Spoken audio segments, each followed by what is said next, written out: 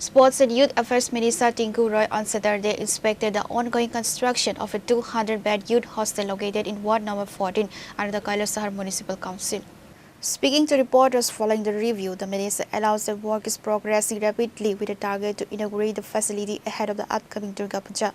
He instructed departmental engineers and officials to accelerate the remaining works to ensure completion within a stipulated time frame.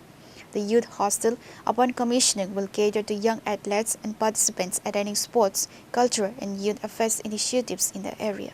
আমাদের কৈলাসহরে যুব আবাসের কাজ শুরু হয়েছে বেশ কিছুদিন হলো, তো তার কাজ আজকে আমরা আবার পুনরায় দেখতে আসলাম।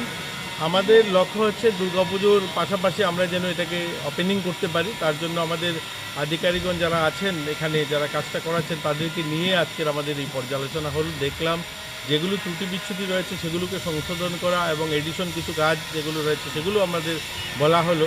আমরা চাইছি দুটো যুব আবাস একসঙ্গে উদয়পুর এবং কৈলাসের দুটো যুব আবাসকে দুর্গাপুজোর পাশাপাশি আমরা এগুলোকে যেন উদ্বোধন করতে পারি, এটা নিয়েই আজকের আমাদের এই ভিডিও। রিপোর্ট চিনি খরা।